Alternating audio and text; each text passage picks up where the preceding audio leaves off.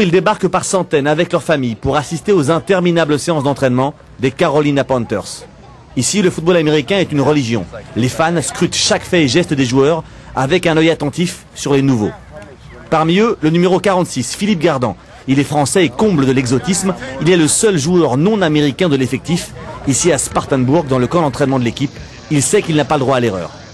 Tout est millimétré, tout est minuté et tout est évalué. Tout.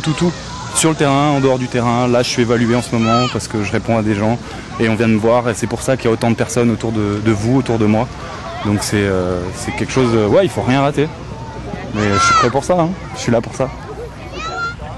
Dans ce camp d'entraînement aux allures de caserne, Philippe Gardan est soumis à un rythme infernal et à une discipline quasi militaire.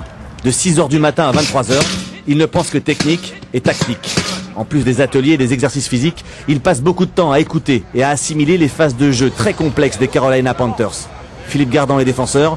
À son poste de linebacker, il ne touche jamais le ballon. Son job, c'est de plaquer et de détruire.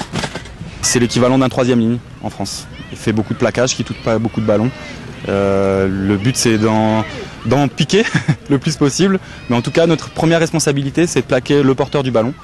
Ces rares moments de répit, Philippe Gardan les consacre à la lecture. Le soir, en un temps record, il doit apprendre par cœur tous les schémas tactiques inscrits sur son cahier de jeu. Au programme, plus de 1000 pages et des heures de bourrage de crâne.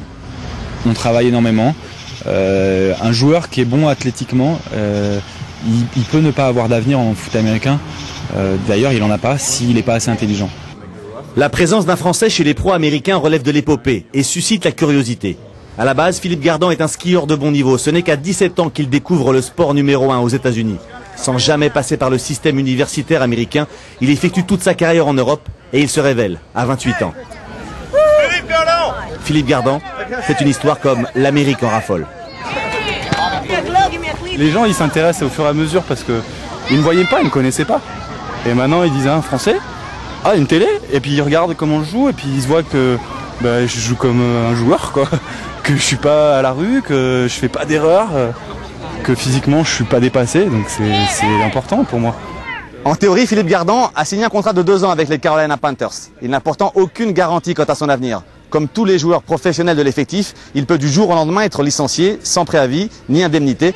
C'est une manière très américaine de garder les joueurs sous pression.